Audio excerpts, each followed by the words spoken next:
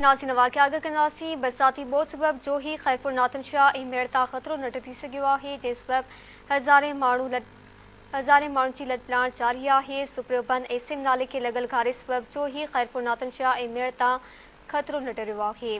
जोही जो बांसीदाबाद खां पोइ दादू सां बि ज़मीनी राब्तो कटिजी वियो आहे।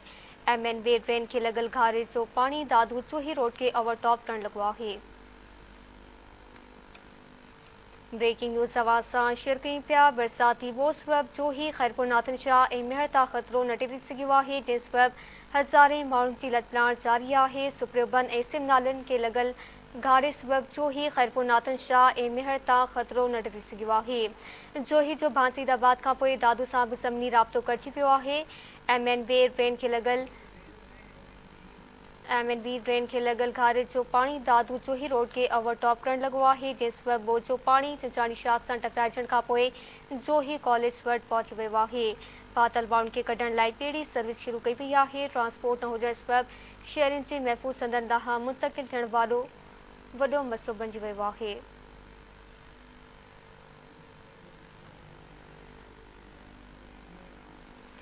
FP बंद सुप्रियो बंद ऐं MNB ड्रेन ते पाणी जो दबाव बरक़रार आहे। ब्रेकिंग न्यूज़ आवाज़ सां शेयर कयूं पिया। बरसाती ॿोॾि सबबि जोही ख़ैरपुर नातनशाह ऐं मेड़ता ख़तरो न ॾिठी सघियो आहे।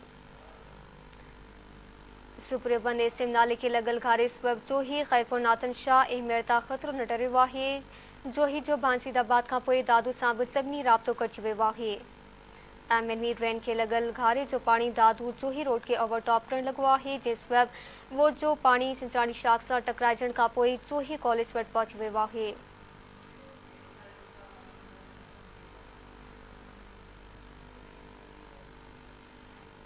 केनशाह जी सूरत हाल मालूम कंदासीं। असलम शेख लाइन ते मौजूद आहे। जी असलम, आगाह कजो। जी, ख़ैरपुर नातनशाह में जेको सुप्रियो बंद जो घारो हुयो उन जो पाणी ख़ैरपुर नातनशाह जे 2 किलोमीटर ॿाहिरि मीरसण ॻोठ मीरसण ताईं पहुतो आहे।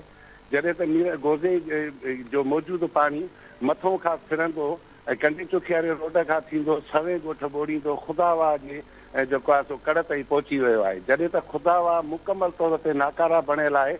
जेकॾहिं इन में पाणी हिकिड़ो कलाक जे अंदरि दाख़िल थी सघे थो, जेकॾहिं इन में इहो दाख़िल थी वियो त ख़ैरपुर नातनशाह बचण जो अंदेशो ई न आहे। जी ठीकु आहे, महिरबानी असलम शेख। तफ़सीलनि लाइ नाज़रीन तव्हांखे आगाह कयूं पिया। बरसाती ॿोॾि सबबि जोही ख़ैरपुर नातनशाह ऐं मेड़ता ख़तरो न ॾिठी सघियो आहे जंहिं सबबि हज़ारे माण्हुनि जी लॾलाण जारी आहे।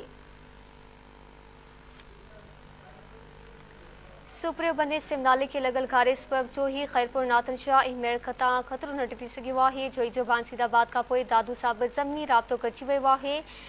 MNB ड्रेन खे लॻल घारे जो पाणी दादू जोही रोड खे ओवरटॉप करणु लॻो आहे।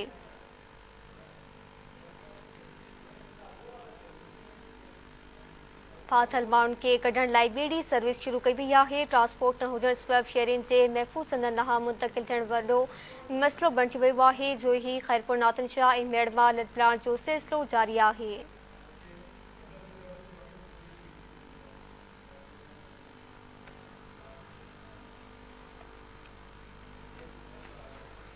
जी नाज़रीन तव्हांखे आगाह कयूं पिया। कारी मोरी वटि कट बाद पाणी जे रिंग वधण सां टकराइजी वई आहे। ख़बर अवां सां शेयर कयूं पिया। बरसाती ॿोॾि सबबि जोही ख़ैरपुर नातनशाह ऐं मेड़ता ख़तरो न ॾिठी सघियो आहे।